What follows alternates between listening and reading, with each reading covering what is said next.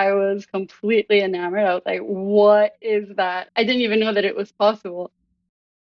Welcome to Profoundly Pointless. My name is Nick. In this episode, we're going to look at a unique and growing aspect of fishing. Our guest is spearfisher Lauren Sarasua. Thank you for joining us. Like and subscribe if you get a chance. So, what is spearfishing? Pretty self-explanatory, except for the fact that a lot of people, there are different types. Like you can spear off of a boat, but the one that I do is free dive spearfishing, where you hold your breath and dive underwater to hunt for fish and seafood. So, how did you get into that, right? Like, that doesn't seem like the first avenue that people would do if they go into fishing. How did you get into it? Yeah, so I took a scuba course. And then I saw a free diver during that scuba course, and I was completely enamored. I was like, what is that? Like, I didn't even know that it was possible. So I started researching free diving, and through that research, I found spearfishing. I was like, this looks absolutely insane. I need to try it. So what are you doing? Like, right? Like if you're going down to go spearfishing, like what are you doing? How did walk me through this a little bit? Basically, it depends on what kind of hunt you're doing. 'Cause there's a couple different varieties. One is called aspeto, which is you dive down and you just wait at the bottom and you try to get fish to come to you.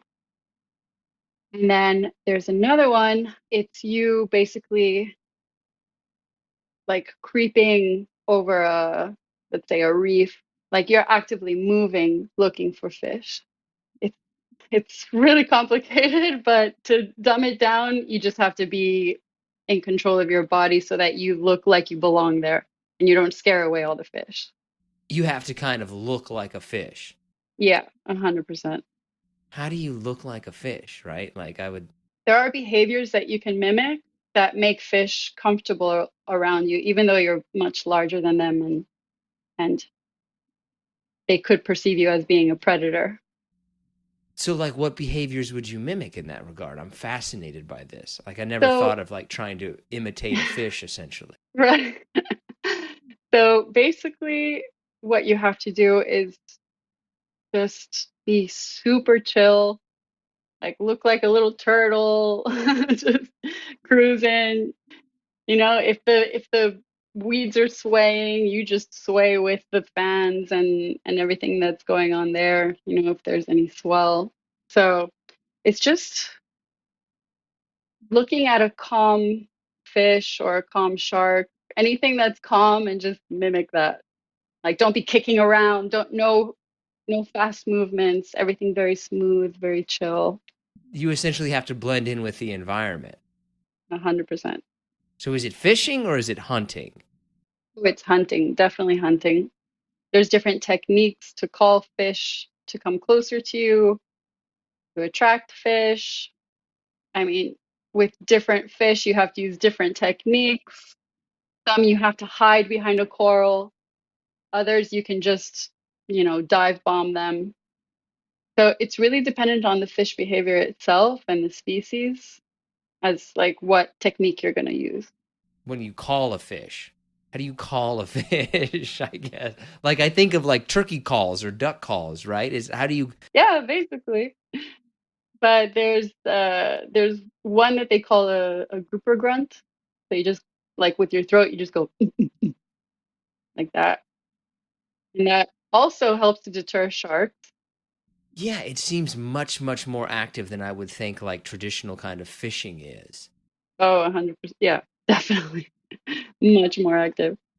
Now, for people who do it, right? Did they fish as well, or is like, no, no, no, I'm a spear fisher, and Actually, some of the best spear fishermen are really great fishermen because they understand fish, they understand, there's a lot of overlapping factors in that because they know where the fish are gonna be, they know how they behave, what their diet is, what their behaviors are. So it's actually really helpful to be a good angler. For you, what's kind of the main draw of it? What really hooked you on it? The food, definitely the food. I love sushi and raw fish, and I just, there's no better way to get it than getting it yourself, the freshest. You know exactly where it's been, not wrapped in plastic, and then you get that satisfaction of just hunting something yourself.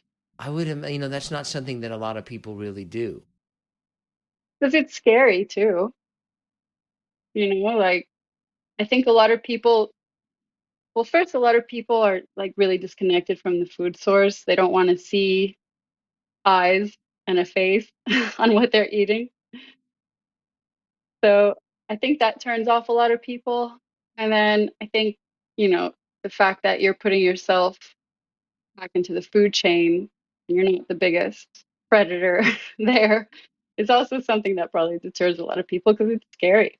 So when you go down there, like where are you generally doing this at? Yeah, it depends what you're going after. You know, you can hunt pelagics, which are the type of fish that they travel a lot. So you'll see the same fish here in Miami, in Ecuador. Like they really travel around, such as tuna as well. But then there's those reef fish, such as snappers, groupers, that tend to stick around the same area. So it really depends on what you're hunting. Pelagics are more blue water, where you're just basically waiting for something to come in. And reef hunting is more like you have to actively be looking in crevices and, doing your different techniques. I Is one considered to be kind of harder than the other? would say pelagic spearfishing is probably a little bit harder just because it's usually bigger fish. So you need more skill. And also with that, like with pelagics, you don't have any frame of reference of how far they are from you because there's nothing behind them. It's just blue water. It's just a blue wall. So it's hard to know how far they are. So a lot of people will shoot at them, but not realize that they're actually too far and their spear isn't even reaching it. How far does it go? Like how close does the fish need to be to you? It depends on the gun and it depends on your personal strength. Like for me, I always use two 14 millimeter bands on my guns when most, let's say, men use typically two 16 millimeter bands. So that's a thicker band. So the stretch um, causes it to be more powerful. Yeah, yeah. Can go a So little farther. Yeah. yeah, exactly. Like some of my friends load my gun and they're like, "What is this?"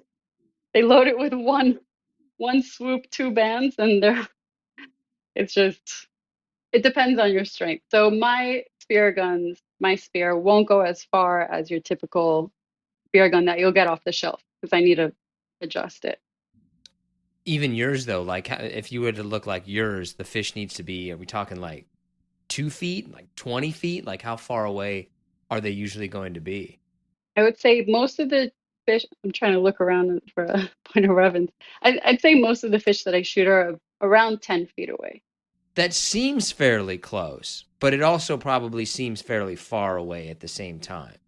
Is that closer or farther away than somebody might initially think that it is once you get down there? That's much closer. It's pretty close. Yeah, that's really close. So then have you had some more dangerous encounters with some of the fish or other animals that are down there? Not so much with fish, but well, you have to be careful when shooting like billfish, like marlins.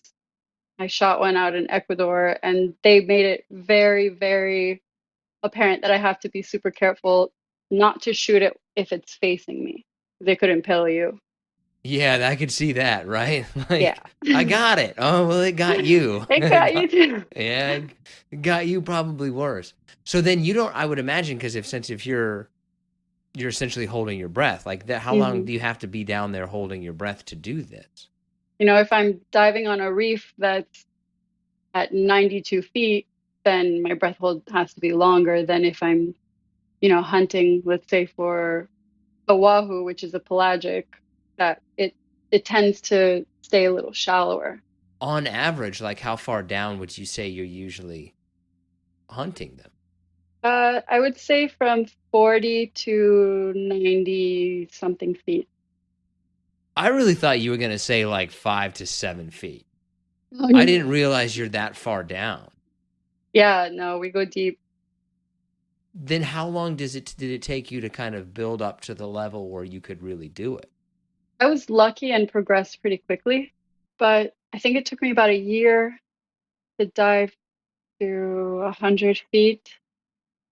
And then to be comfortable there, maybe took me a couple months after that.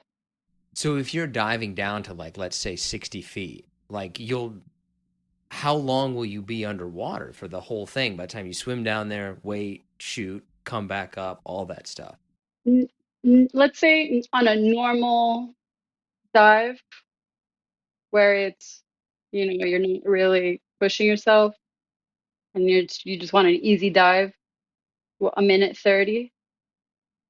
If you want to stay longer, like then a little over 2 minutes. But I tend to try to, you know, keep some room for error just in case anything happens and I need some extra air to get out of a sketchy situation. Let's say like okay, so say it's 2 minutes, right? Like how Hmm. much of that is actually spent during the hunt, and how much of it is just like all right, down the simple process of getting down and getting up? Getting down, they say you usually move at about, I think it was 3 feet per second. So you can get down pretty quickly. And once you pass a certain depth, then you just you just sink. You don't even have to kick anymore. So you don't use that much energy because you just stay still and just keep sinking down further and further. But getting What? back up is a little harder, especially Yeah. when you're fighting a fish. Talking about like fighting a fish. What is that? I get what that means, but I also don't know what that means. So like, what is that? What is that exactly? So when you shoot certain fish around structure, you don't want them to go inside. So let's say you're by a shipwreck or a coral reef and you shoot a fish, what you have to do immediately is grab your line and pull as hard as you can going up to the surface so that you can try to prevent them from going into that structure and cutting your line or getting stuck, anything like that. Then how do you do that with like a big fish? Because I mean, I would think that a 50-pound fish is going to do whatever it wants with us in the water. Like if it decides it's going down, you're going with it. Yeah. That's why you want to make sure that you get a good shot. But, if you don't, then you just have to deal with the consequences and it will take you a while to get them out of there, especially if they're super deep. So have you had some that will kind of like take you for a ride? Oh yeah, definitely. And I've lost massive fish to anaconda-sized eels that just grab the fish and pull it into a wreck in a tiny hole like that. You're not you're not getting those You're things. not getting it out of there. No. How popular is this? Very popular, especially in like Hawaii and Bahamas. It's the only thing that's allowed. That and something called a Hawaiian sling, which is basically the same concept, just a little more primitive. Even like compared to other forms of fishing? Oh no, I mean, rod and reel, I feel like is definitely the most popular. Would you say is it growing in terms of popularity, or is it declining, or is it about like it's pretty much where it's always been? Definitely gaining more popularity. There's a lot more people getting into it nowadays. Why do you think that is? I honestly, I don't know, but I think the pandemic had a lot to do with that. I think a lot of people kind of got freaked out that, their food supply was out of their control. So I think a lot of people started hunting and spearfishing because of that. I know a few people that started that way. Well, because of that reason. Is it I mean, it seems like a thing that you have to be in pretty decent shape to do, right? Like it seems like a very physically demanding kind of thing.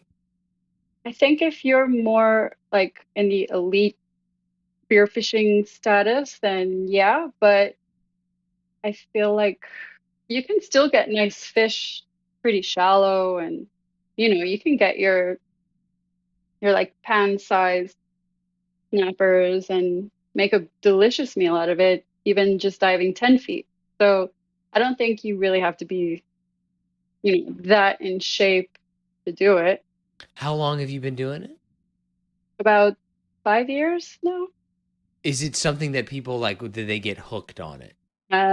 Yeah, definitely. I know I'm not going to stop anytime soon, that's for sure. Are you ready for some harder slash listener submitted questions?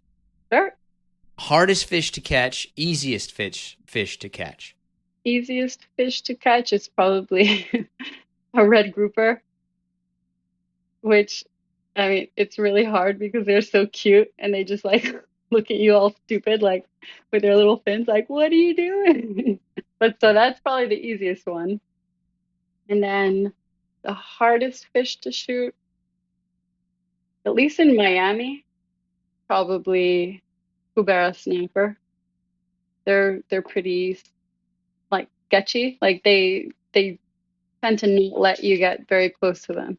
What kind of makes a fish easy to catch versus hard to catch? Is it just the size, their intelligence, their habits? Like what makes one harder than the other? Definitely they're I mean, just the way that they behave. If a fish sees you and runs away, then swims away, then you're definitely not gonna they're not gonna make it easy for you. But if they see you and they come out and they're just like checking you out, like what the heck, like what are you doing? That makes it real simple. The cuberas are like that. Like a lot of times you won't even see them, even if they're there, because they see you first and they're gone. That kind of leads us into this question that somebody submitted, which is, do the fish have to be dumb for this to work? It depends on your skill level. But it helps if they're kind of a dumb fish, like oh, they just kind of. Yeah, but that's like not really challenging. Sometimes when you get better at this at hunting, you wanna you wanna keep it exciting and kind of go for something that's a little harder. I would just be thinking that, right? Like by the time I hold my breath and get down there, like I don't really have a lot of choices. Like just getting the first thing that's there so I can go back up. I can't hold my breath that long. That's definitely a possibility. So you could definitely get stuff with a quick breath hold. I didn't realize it was that far down. I really thought you were going to say it's like 10 or 15 feet down that it's doing that. It could be. It just depends on where you're going and what you're hunting. What kind of fish is like the most common that people are generally hunting? Like usually people are going to get this one. Snappers, definitely snappers.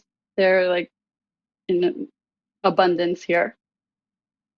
You'll find them over coral, like in coral reefs. You'll find them in shipwrecks.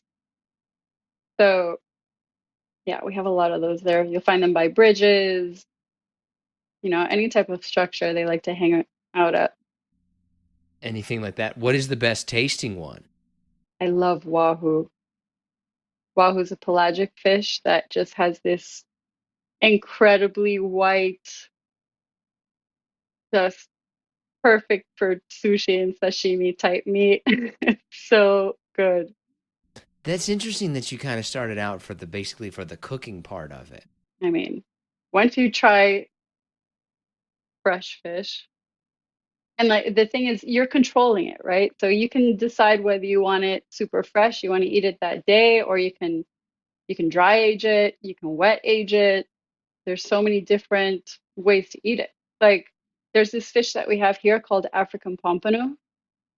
If you eat that fish fresh, it's not good at all. Very tough. It's kind of chewy. But if you fillet it and age it in your refrigerator, after 2 or 3 days, it's so good. it completely changes the texture, the flavor, everything. So it's just there's so many more options for you. You go to a grocery store, they have the same fish all the time, and you don't know how old it is. Biggest fish you've ever caught? Biggest fish, oh, that has to be my bluefin tuna in Turkey. How big was it? It was huge. I don't know exactly how much it weighed because my scale broke and it wouldn't turn on. But the fish that I had caught the day before was like 162 pounds, something like that. And this one was significantly bigger. So it had to be over 200 for sure. To something like it was much bigger. But you would have to get that essentially, like you'd have to kill that immediately, right? Like that's not lingering at all or anything like that. So tuna is so you can't fight a tuna. It's just you'll drown. So what you do is you have a system where either you let your gun go and it's attached to a line that's attached to buoys on the surface, or your shaft is kind of like how do I explain it? It releases from your gun. You keep holding your gun, and your actual shaft and the shooting line are attached to that buoy on the surface. Oh, okay.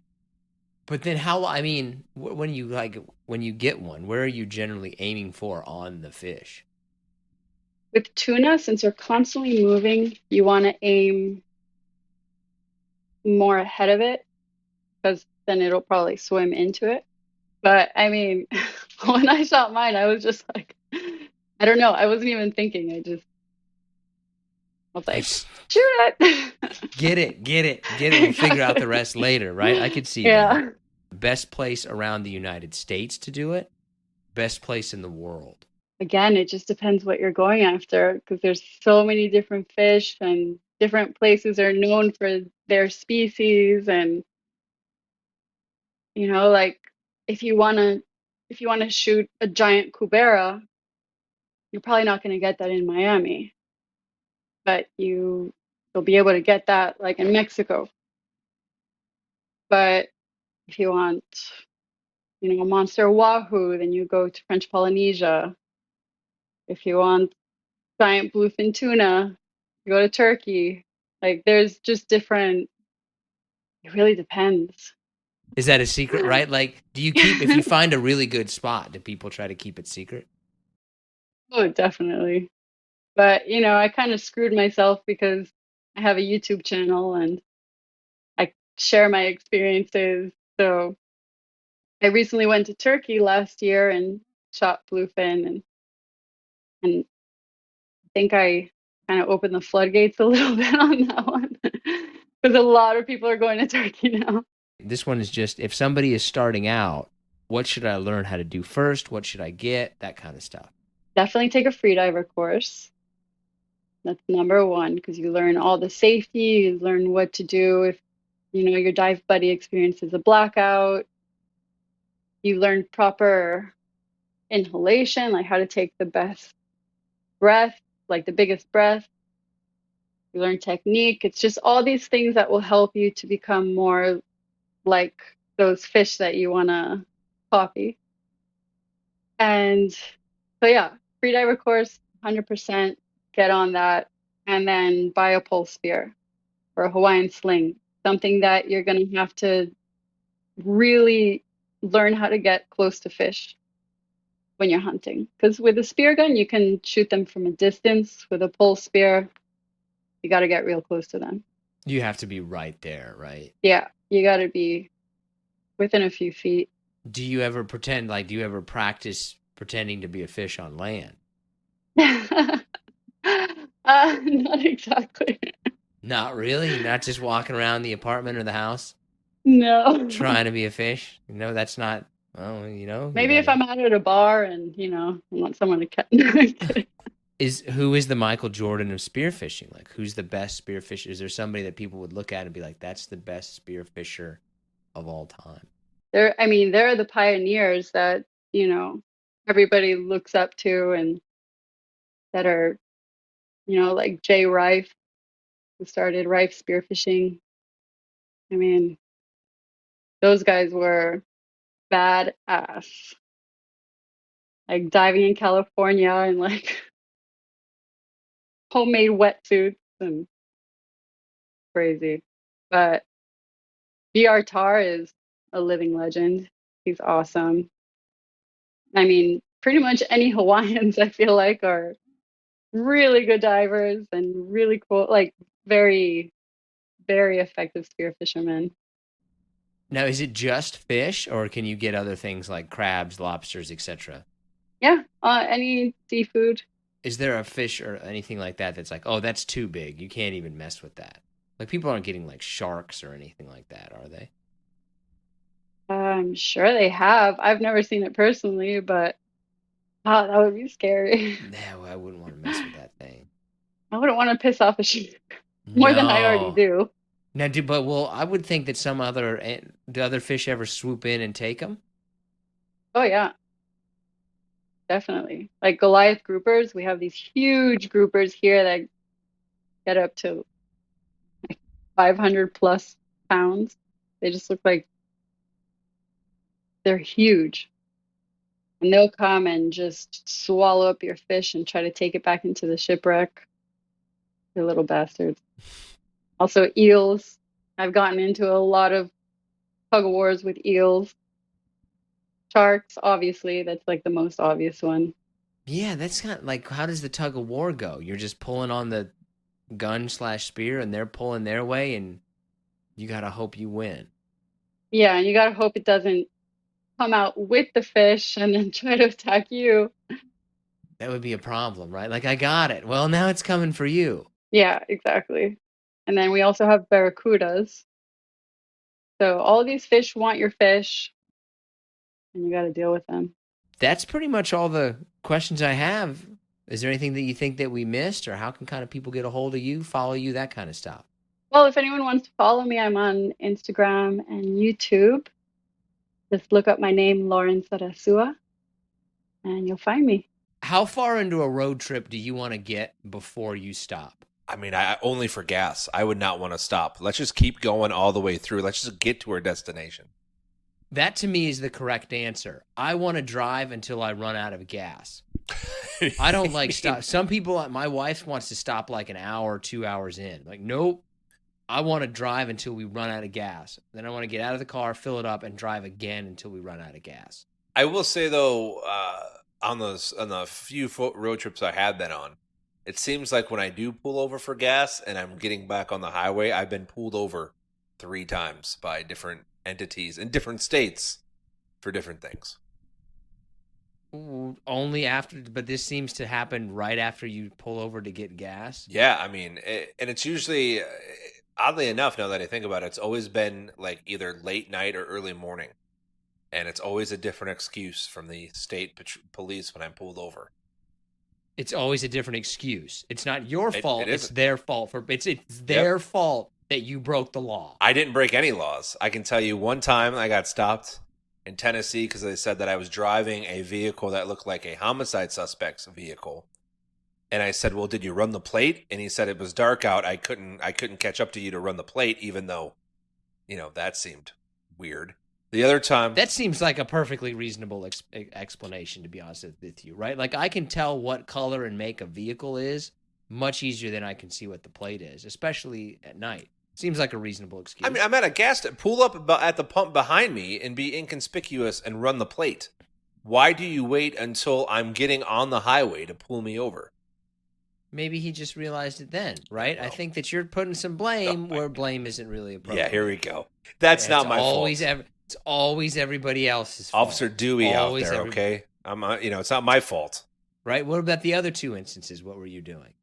I think I talked about the one on the podcast before, but we were in Georgia, and I was in a Chevy Spark, and I pulled out of the gas station with no headlights on, and I got pulled over. That, I could see it, right? But as soon as he walked up, actually it was them. As soon as they walked up to the car and saw what was happening, they immediately dismissed it and left. What was happening? I mean, you couldn't see in the car. I actually probably should have gotten a ticket because I couldn't see out the back window because of our luggage and stuff in the car. But wait a minute, you didn't have lights on. What time were you driving? Was this driving at night? Oh yeah, this was probably, I don't know, 2-3 a.m. if I recall correctly. And the lights in the car didn't work? I mean, we're talking a decade ago in a Chevy Spark. It's not like I was driving a Tesla. Wait a minute, the lights on the outside of the vehicle, like other people couldn't see, or they just, the lights inside the car couldn't Why work? are you baffled by this? It was the headlights. You had to literally like pull a knob. Why were you driving? That's why I'm baffled by it, because you're driving at night without the headlights on. Because I must have turned them off to get gas, and I was so used to, like we all are, to turning the car on and the headlights just come on now. This car didn't have automatic light control. This is why I'm upset, because of the basic thing that you said and the basic philosophy that you have in life, that it's everybody else's fault. That's not true. And you're driving. That's not you're true. driving the same car as a murder suspect, and then you're driving at night with your lights off, and you're mad at the police for pulling you over. Okay, well, you're gonna love this one then. We were in West. It's your fault. We were in West Virginia, and I had just gotten excuse my language, but a podunk town, and I pull out to get gas, and as soon as I get back in the car, I accidentally hit the gas just a little much, and I squeal the tires just a little bit on accident. Like, I swear to God, I hit an oil patch. And I didn't even get I didn't even get to the exit of the gas station. And I mean this cop had, you could tell he'd been waiting all day. Yeah, dude, if you squeal your tires in front of a cop, they're gonna pull you over, man. Yeah, well. Did you make eye contact with him too? Yeah, he gave me a ticket, actually. Yeah. Yeah. All of these seem like pretty Actually, legitimately your fault. Yeah, well, I tell you what, West Virginia, thank you very much, because I even tried fighting that ticket, and I still lost. So. Yeah, dude. Anytime I've gotten a ticket, I've been like, yeah, I mean, I didn't say this. Obviously, I denied it and tried to play stupid, but I did that. I got caught. I think in West Virginia that case I messed up because I thought I was going to be smart and pull the gas station camera video, the surveillance video, to show that I wasn't being a menace. Like, I just might have hit an oil patch, which caused the tires to rotate quickly. Well, this gas station doesn't have cameras, so yeah. Anyways, I just don't understand why you're baffled as to a police officer pulling you over for driving at night without lights. Anyways, well, no, that I get. That was on me, but I don't know. I'll listen, and I say this kind of jokingly. I don't say this jokingly. The stories were kind of jokes, but I have all the love and respect for police officers. They deal with shit conditions, but I felt they could have been a little nicer, especially during that situation. But as soon as they looked at me and my girlfriend at the time in the passenger seat, they were like, "Yeah, this guy isn't drunk. He's not high. He's not a menace to society." I actually have a very good friend of mine that once told a police officer who thought that he might have been drunk and pulled him over at a time when, okay, there's probably some drunk people on there. He's like, "Sir, have you been drinking?" And he just said, "No, I'm just stupid." And the guy's like, "Okay." And he wasn't drinking. He was really just being stupid. And the guy was like, "No, I'm just stupid." And the cop just laughed. He's like, "Get out of here, man." Wow. Okay. He pretty clearly wasn't doing the thing that they pulled him over for, thinking he was doing. He's just an idiot. Get out of here. Yeah. Well, the only time I've ever been mad about getting pulled over is I think I got a ticket for 5 over. Come on, you're pushing it there. That's all right, because you can just accidentally, momentarily, kind of go 5 over. 10 over, you're pushing it a little bit. But if you're on a road trip and somebody wants to stop an hour in, are you going to complain? I mean, now you gonna say something? You gonna say something with young children? I have to now, but and I complain now. But if I'm in a car with all adults and we're an hour in and someone has to no, you can pee in a bucket or a Gatorade bottle. I used to. There was a time in my life when I used to specifically buy Powerades because they had a very large lip on them. And it's very easy to kind of, make adjustments so that you could do that safely. I don't want to stop before 2.5 hours.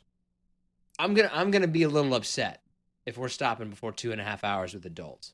I will say that my thought process on road trips has changed as I've gotten older. Like now, if I'm on a road trip, even if it's a day trip, like I'm just chilling. Like if you want to stop and go to a tourist town along the way, like let's do it. Like, But back when I was younger, it was going from point A to point B. Like let's just get there. It depends to me what you're doing. If you're driving straight interstate, I just want to let's just get there. If we're doing the scenic route, then I'm okay with stopping. But I'm not stopping at Buc-ee's. Actually, I would stop at Buc-ee's. It's a fantastic gas station. But I'm not stopping at the world's largest ball of twine or some crap like that off pick a number. Keep it moving. I mean, I would actually want to see the largest ball of twine. I've seen it. It's in Kansas. Of course I'm from Kansas. Of course it is. You know what it is? It's a big ball of twine. It's not that impressive. I've also seen the world's largest hand-dug well, which is like, damn, that's pretty big, but I don't care. It's not. You think it's getting them laid any quicker? I'm pretty sure the people who are participated in the world's largest hand-dug well wish they would have been doing something else besides digging that well, because it's like 100 feet down. I mean, it's really impressive that people dug that, but you should have just not lived there. It is a little much, though, right now, like when you think about how many world records there are and how stupid some of those are. There's a world record for pretty much everything, right? Like, good chance that you might have a world record for something. Oh, what you drinking there? Kool-Aid? No. Powerade, red Powerade. I don't know what flavor it is because you cup. It's not glass, it's fake glass. It's that plastic that looks like glass, but it's fancy.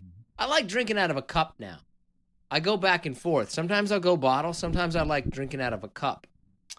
I think I usually drink out of a glass cup. It's a lot more eco-friendly.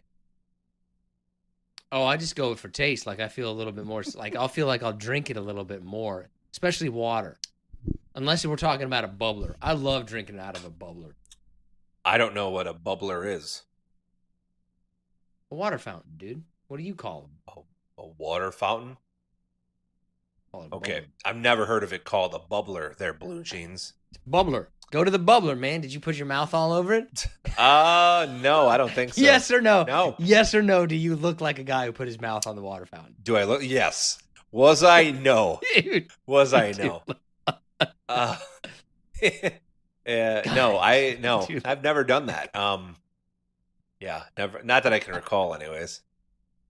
Though That's such a great descriptor, though. He looks like a guy who puts his mouth all the way over the water fountain. there was a point in time to where I would argue that like a water fountain, like a long draw from a water fountain, a cold water fountain, was one of the greatest things as a kid.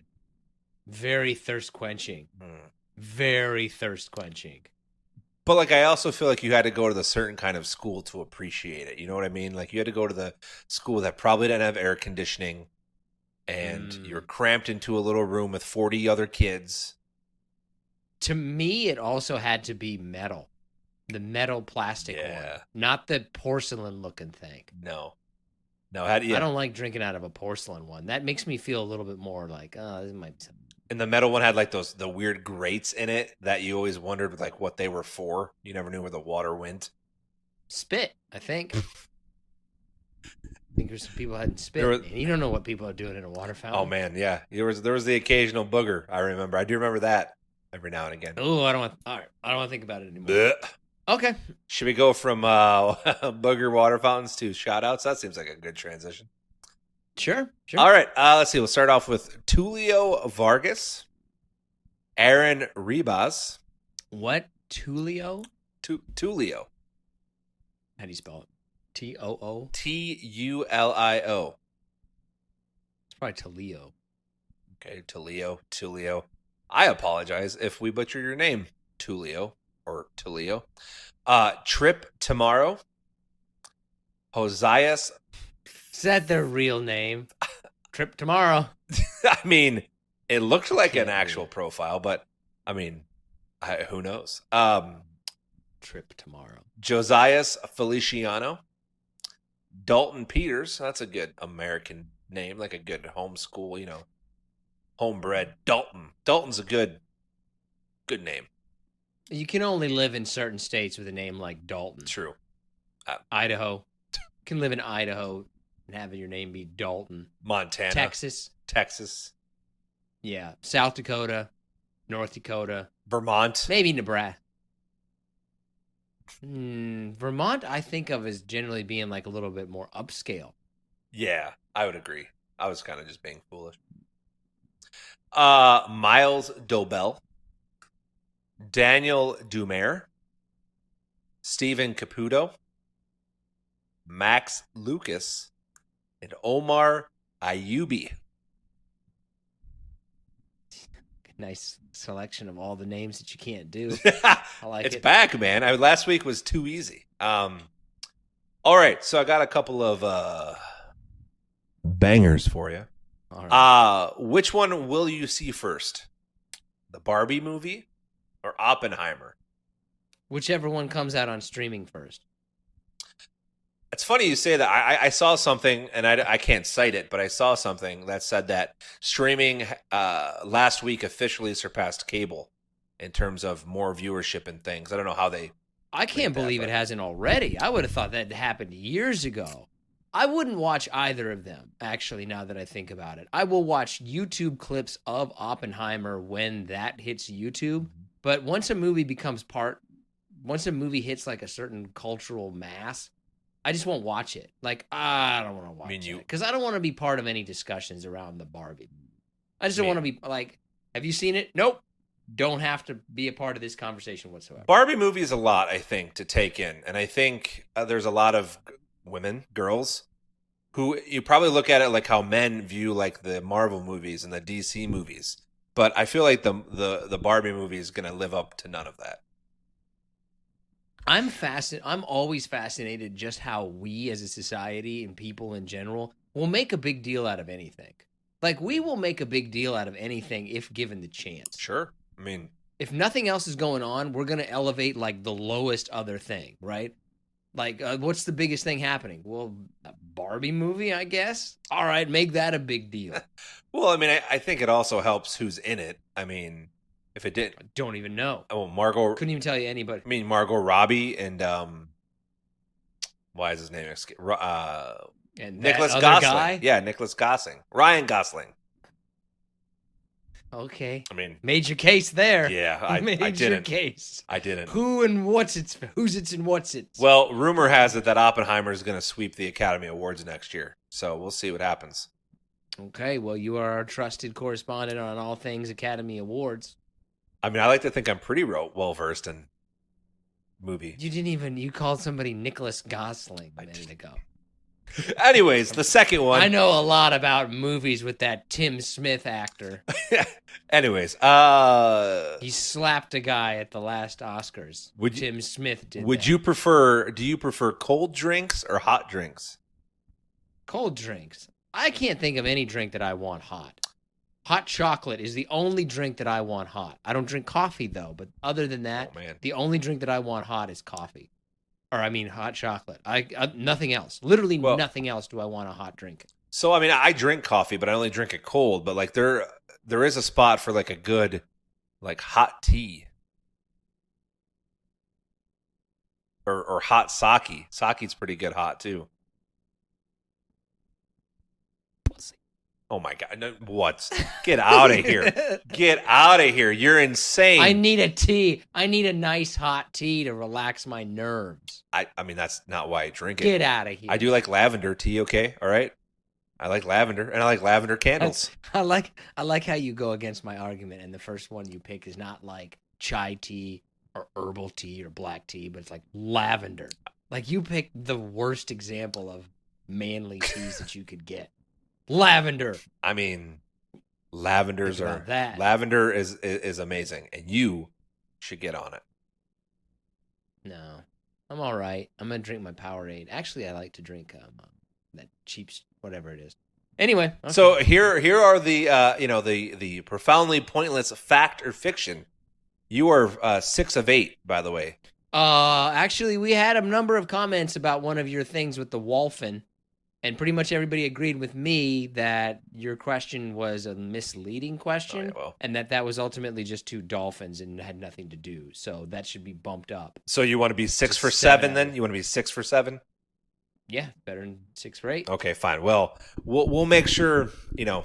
And I kind of think it's 8. It should be 6 for 6 because one of those was pretty misleading. Like you're getting into leading questions kinds of stuff, right? Where there's trick answers. There needs to be either a straight yes or a no, not a, well, kind of, depends on this. Well, I tell you what, I think the 4 that I picked today or for this episode Okay. are pretty black and white. But you know what? People will still find a way to pretend that they have academia knowledge about something that they probably don't. Regardless, fact or fiction, you only have 2 body parts that never stop growing.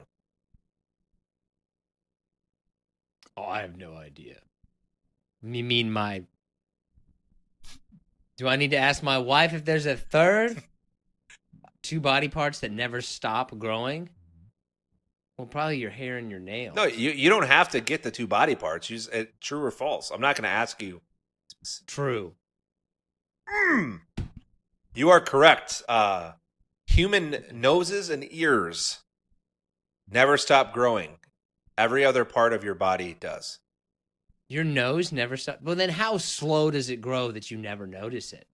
That I don't know, but yeah. Your ears never stop growing? No, and I'm sure it's incrementally, right? Like Do you think people would look weirder without noses or without ears? noses for sure. Yeah, I think so. I mean, you can really pretty easily envision people without ears. Because what's that movie? Harry Potter, I think, where Ralph Fiennes plays Oh, the yeah. guy yeah, with the yeah, no yeah. nose, and that's I thought you were our Oscar correspondent. yeah. I of just Harry Potter, Lord Voldemort. just named the actor. You just named the character. You're welcome. Okay.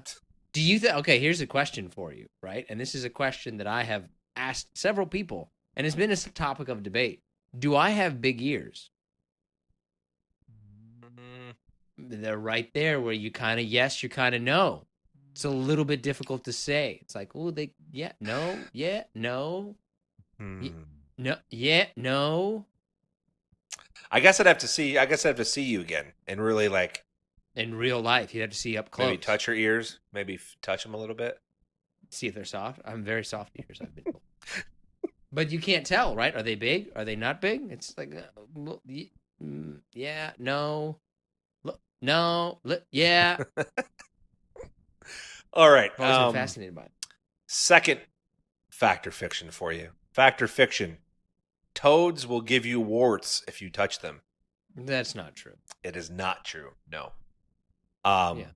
They do carry HPV. However, Human papillomavirus. that is true, or HPV for all of us who are non-educated. However, according to this doctor, who I'm not going to try to pronounce their name, if you wanted to get a wart from a toad, you would have to come in contact with at least 30 different kinds of toads to contract any kind of virus that would, leave anything on your skin. So, Okay, cool. fact or fiction? Bees can fly higher than Mount Everest.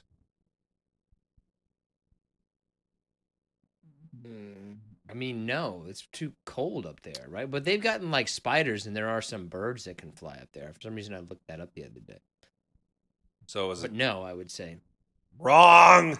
Yeah, it's kind of one of those. Okay. Yeah, come on, all you haters out there. Prove me wrong on this.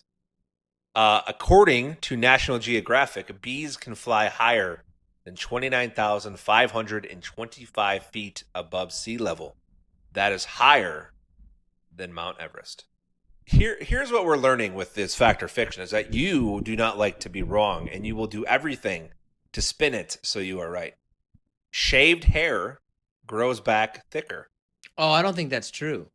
You are correct. According to the Mayo Clinic, the only thing that shaving can do is give hair a blunt tip, which will make it feel stubbly or more coarse, but it will not, the hair itself will not grow back thicker. Yeah, it just feels different because it's new hair as opposed to the longer hair that you used to have. Well, That's why I have no hair That's on my what body. my guess is. I think the basic thing with all fact and fiction is if it's common knowledge or something that you've heard, it's probably wrong. And if it's in regard to an animal doing something amazing, it's probably true. I mean, I just think it's hard to argue with facts and things that have been scientifically proven one way or the other. But yet people do it all the time. Yeah, well, that's, including us, where I guess we're part of the problem. And who, I don't understand that. I don't understand that comment. You don't like to be wrong. Does anyone like to be wrong? I mean, do you know people that are like, I fucking love being wrong? Well, all I want to be is wrong. I think that being wrong though can also be turned into motivation. Can be turned into learning. So no, do I want to be wrong? Of course not. But can I be wrong? Of course. Yeah, I mean, I'm wrong all the time. The last time I was wrong was the time I thought I was wrong. I mean, I love that joke. That's what I say to my family all the time. I've only been wrong once in my life. The time I thought I was wrong. I mean, we're both married, right? So turns out I was right anyway. Look how good this drink looks. It does. Red is the best looking colored drink. No, red, not even close. Like it looks not even close. What are you gonna say? Green or blue? No, I would even argue is better looking. I would even argue to say that's something clear, like maybe even water. If you get it in the right glass, it can look amazing. No, it's got to be colored. It's got to be colored. I think that red looks like something that's good to drink. Needs to be a bright, strong color. Well, that's also why you have Kool-Aid stains around your lips right now. I love it.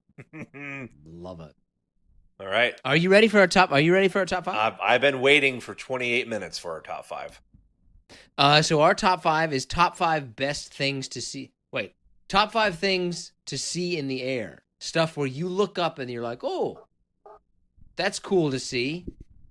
What's your number 5? There's a lot. Oh, there's so many. My number 5 is airplanes, and I can go even one step further on that and say like a military jet or something like that, like something fast and quick. Not necessarily a commercial jet, but really any airplanes are pretty awesome. I think that airplanes are impossible. Can you hear an airplane and not look for it? No. Have you ever heard an airplane and then just not even looked around in the sky to see where it might be? No, I definitely like a cat, and I always look around. And then I always wonder, how can I not see it when it's a blue clear sky day? Do you get a little annoyed with yourself if you can't find it within, say, 3 or 4 seconds? I mean, I do wonder what's wrong with me sometimes, yes. I don't think that airplanes are impressive enough. It's not an impressive enough thing to see in the sky. I don't think that it belongs, honestly, really in the top 10 when you look at all the other kind of things. Maybe a fighter jet. Yeah, I could agree with you on a fighter jet, but airplanes in general is not impressive enough. My number 5 is a hot air balloon. Anytime you see a hot air balloon up in the sky, you're going to be like, oh, a hot air balloon. Where's it going? Where did it come from? What are they looking at? What's going on? Always got questions when a hot air balloon is seen in the sky. See, I don't find them impressive at all. And I don't really, if I see them going by in the sky, I mean, obviously I'm going to go, oh, there's a hot air balloon. Watch out for those power lines. But yeah, you always wonder about it. Like, oh, what's going to happen? Right? Like there's a lot of questions, a lot of thoughts go through your head. What's your number 4 then? So I know what you're going to say here on this. And you're going to say this doesn't count, but it's in the sky and it comes out of the sky. So I put raindrops, like rain. But you can't see the individual raindrops, I don't think. I just don't agree with. No, but you can see it fall, and it's, I don't know, it's once it becomes, I guess it always is a solid, but whether or not you can see it coming from the sky, it comes from the sky and hits the earth, right? So does light. Right, and maybe one of us has the sun on our list. I don't have the sun on my list. And the thing is that this is why I disagree with you. Is because when you see the rain, you don't look up and see the rain. You see the rain right as it's by the ground. So it's not really in the sky. It's kind of by the ground, really. You don't really see the rain until it's at house level. I mean, that's not wrong. But I'm keeping it. Okay. My number 3. 4. No, wait. My number 4 is a storm. I love watching a good storm. I just said basically a storm. It's not the same thing. I mean, there's rain clouds A storm and stuff. is clouds and lightning, like clouds spinning around. That's up in the sky. Rain is on the ground. Okay. My number 4 is a storm. Okay. Well, I think they're similar, and I think you could, say both are acceptable as being one, but whatever. Storms, rain. Storm is very different than rain. I mean, storm is like, I'm talking about like the clouds. They get that dark look. They got lightning coming out. A storm, not just rain. I live in Seattle, man. Don't talk to me about rain. Listen, it's rained 22 out of the last 41 days here. All right, talk to me about rain, young man. All right, my number 3. I felt like you have to put this one on there, so I didn't want to put it at the back. I didn't want to put it at the front, but I put the moon. That's my number 3 too. Is the moon? Yeah, the moon is always interesting. Yeah, it's just I mean, I don't know about you, but when I look up at it, I always go, how in the do we land there, and why does it look like a bruised apple? I don't really have any other thoughts besides that's the moon when I look at the moon, but I do. The only time that I'm ever confused is when it's out in the middle of the day. Like, I'm always slightly lost about what's going on there. Like, wait a minute, how's the moon out and it's not dark? I'm always slightly confused. It's incredible. It goes along with another one on my list coming up, which we'll get to, I guess, in a couple times here. What is going on with my dog up there? Good God. I don't know, man. Have some animals. He doesn't right? The distractions happen at the worst time. You know what I mean? Like, that's how life is, man. So we're on my number 2. So my number 2, and once again, I don't know. I feel like you have to put this on a top 5 things you look at in the sky list. But I'm not really proud of it. And that's just that's like an animal, like a bird. Like, any flying object, animal, I feel like has to be on there. Whether it be a bird or a bee or something, you're always looking up at the sky and seeing animals, and then you just stay fixated on them. The only thing that I can put in that is like a butterfly. Like, I'll watch a butterfly flying around, but I don't really care about any other birds. Okay. I don't really care about birds in general, honestly. Like, I like them, right? I understand the importance of birds, but I'm never less like, ooh, a bird. Oh, there's a... Yeah, I don't know. It's just, once again, it's like I was thinking about things, and yeah, every time I see something, I just follow it through the sky, like especially ducks or like geese and things. Like, if I see geese in like the flying V heading south for the winter, I'm just staring up at the sky. What is the plural of geese? Geese?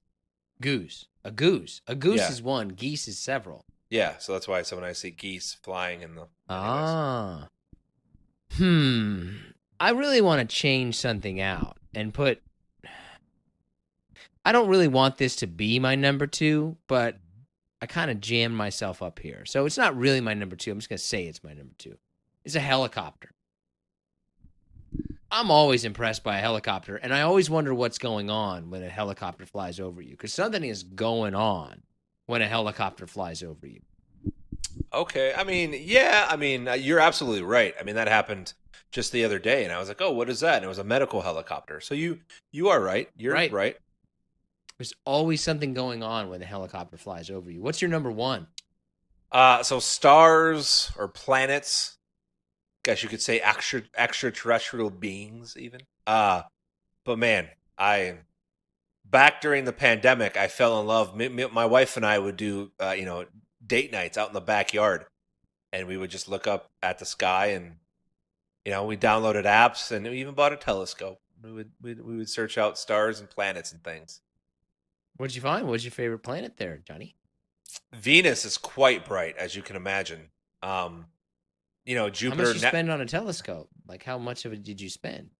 I need a frame. I don't mean to interrupt you, but I need a frame of reference for, like, were you like seeing the rings of Saturn, or did you spend like $20 on Amazon? No, I think it was about $100. I mean, it wasn't the lowest model, but by no means was it like an expert model. I just wanted something to go like 64 times, so like I could maybe see close. But they don't tell you that at night it's dark. So unless you really zoom in on it, you're not going to see anything other than a bright light. So No one told you that it was dark at night? no, I don't know what I was expecting, but I do remember looking. I remember we got Mars into the viewfinder, and I remember looking in like, man, I'm gonna see like lava on the surface and heat emanating, and nothing. No, it was just a bright light. Yeah, it just looks brighter, Yes. right? Like it's not like you can really see anything. It's just a closer up, brighter thing. Like I could just be standing at the other end of the telescope with a flashlight, and you'd be like, "Oh, I'm looking at Jupiter." You would be that dick, but yes, you're absolutely right. It's Jupiter. Yep. No one told me that it was going to be dark at night. But that is one of those things that, like, you forget the simplest thing. You're like, oh, yeah. I forgot about that. Yep. Life is complicated. My number one, I can't believe I forgot about this one that we didn't put on there, but it was. My number one is a shooting star. I think that's the coolest thing to see. So I'm glad you brought that up because, like, I would have put the Northern Lights on my list. However, oh yeah. However, not everyone gets it. Like, it's not like you just look up into the sky and it's they're not regular. Universal. Yeah, it's not like they're a regular occurrence like everything else is to a certain extent. That's why I didn't put Eclipse on there. Otherwise, I would have put Eclipse. Just you want to talk about a sham? Every time there's a total eclipse, people buy the glasses and like it's just ridiculous. I mean, how's that a sham? You're not supposed to look at it or you'll go blind. It's just another marketing. It's not like they're thing. making it. It's not like they're making it up. Like, no, but it's just... man, you can't stare at the sun, right? I understand that you were baffled by the idea that it's dark at night. That's why baffled, the concept that you can't stare at the sun is suddenly like, what? What's that bright thing out there? Fuck is that? Not gonna listen to the government. These doctors telling me not to stare at the sun. I'll tell you what, that COVID, it put the sun there on purpose. Do you think you could really go blind? Like, how long would it really take to go blind looking at the sun? How long would you be willing to risk it? If somebody's like 5 seconds, would you go 3? I go 5 seconds. You would go, but if somebody said you go blind if you stare at it for 5 seconds straight, how long would you push it? How much money am I getting? I'll give you $1 million to go for 4.5 seconds. Would you be like, oh, dude? No, I need like 100 million. Like I need to be set, and then my family's family needs to be set because I'm gonna be blind. Yeah, you'd really right. Like, how much would? All right, what amount of money would you stare at the sun until you went blind for? I mean, 500 million. Yeah, that's what I think it would be too. Because I don't know if I could ever actually do it unless, like, hey man, $1 billion, but you got to stare at the sun until you go blind. Look, I not to like point out any of our communities, of disabilities here, but I would not want to lose my sight. Like I would rather lose my hearing, my taste. Like my sight is the one thing I do not want to lose. As a person who does not have one of their senses, I don't have a sense of smell. I don't know what I would like a dollar amount that I would put on losing a sense. But I mean, I probably would lose sense, smell first, right? Like they were handing out checks like a pyramid, right? Like $1 million for this, 10 million for this, 100 million for that, $1 billion. Like, oh, I'll take the $1 million for smell. That's pretty easy. I mean, I would get up to 10 million for sure. What's in your honorable mention of things to look at in the sky? Well, top 5 things. Top 5 things to look at in the sky is what we should have called it. Yeah, that's well, what we did call it. I think that is what you called it. I have the sun. I have the northern lights. I have lightning bugs. Oh, lightning bugs are pretty cool. Yeah. I mean, I wouldn't put them in the top 5, but I'm like, ooh, lightning bugs. Yeah, they're a honorable mention. And then I just have paper lanterns as well. Those are pretty cool if you've ever seen those. I've never seen that. Until they run into a power line and catch on fire and then catch the farm on fire. I have, like I said, an eclipse, the sunset, the sunrise. Sunset is clearly better than sunrise. I don't think there's any argument about that. Various types of clouds. I do enjoy seeing. Are you shaking your head at the sunset like it's not a great thing? My only argument with that is like once you've seen it, like it's over. You know what I mean? It's like, oh, okay, we're gonna stay up to watch the sunset. Like, no, you're not. I'm not staying. Well, I mean, like it's not really that late. Or I'm sorry, getting up early to watch the sunrise, or like it's like no, like once you've done it once, okay, I've seen the sunrise, it's fine. It's one of those things that's really not. I mean, a good sunset can be pretty impressive, but it just makes a good picture. I don't know if it makes for as good of like a actual experience. It's something that people say that they like to do, as opposed to like, hey, it's really not that big. I saw the sunset. Yeah, I see it every day.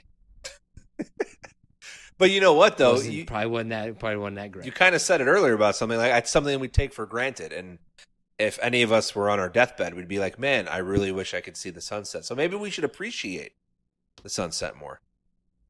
I think we should appreciate pretty much everything a little bit more, right? Even the things that bother us, right? Life is all about the struggle.